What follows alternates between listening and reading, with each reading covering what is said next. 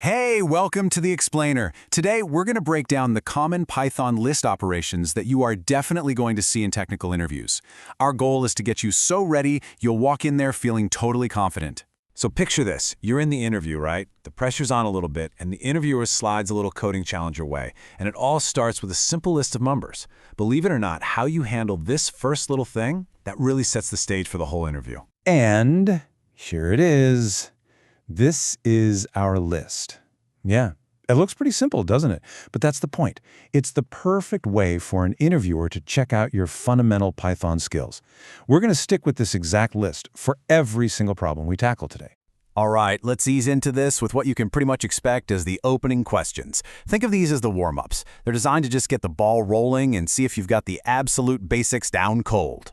First up, this is probably the easiest question you're going to get. It's a total softball, but you got to hit it out of the park. You need to answer it instantly with confidence. So how many items are in our list? And the answer? It's just one. Super clean. Built-in function. Len. That's L-E-N. This is what we call Pythonic. It's simple, it's readable, and it's super efficient. No need to get fancy here. And boom, the output is 12. First question? Nailed it. Your confidence is already building. Let's keep that momentum going. Okay, so the interviewer sees you've got the basics. Now they're going to turn up the heat, just a little bit. They want to know how you deal with repetition. How would you count up how many times every single number appears in this list? Now, you've actually got a couple of really fantastic ways to solve this. Knowing both is a huge plus.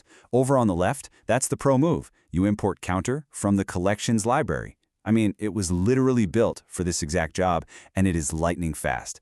On the right, you've got a dictionary comprehension. This also works great, and it shows you have a really solid grasp of core Python. And when you use the counter method, you get this awesome clean object back. It tells you right away that the numbers 2, 4, and 6 each pop up twice, while everything else just shows up once. It is fast, it's easy to read, and it's exactly the kind of elegant solution an interviewer loves to see.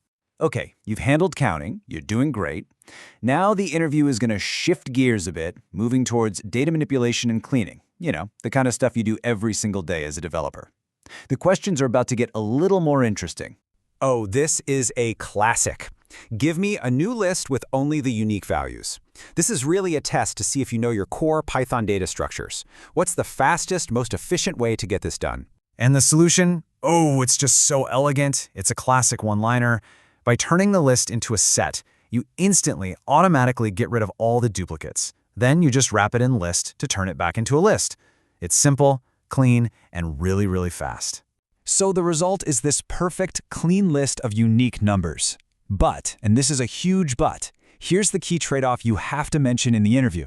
This method does not preserve the original order of the numbers.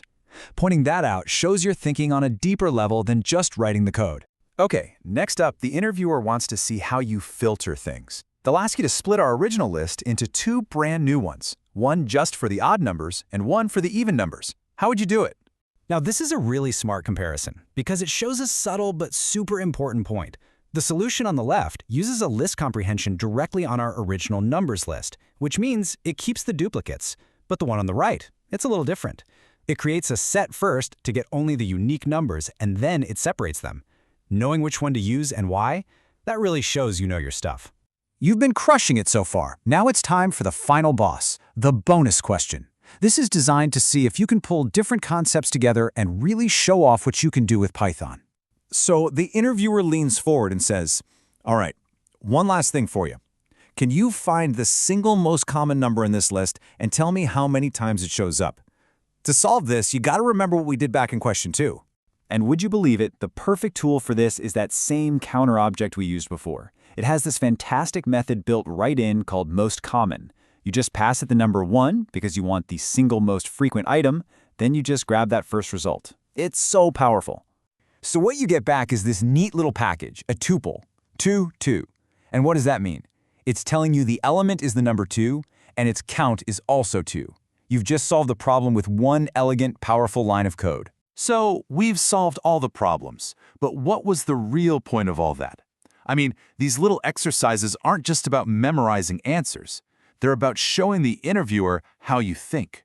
Let's break down what they were really looking for. At the end of the day, what interviewers are really trying to figure out is this.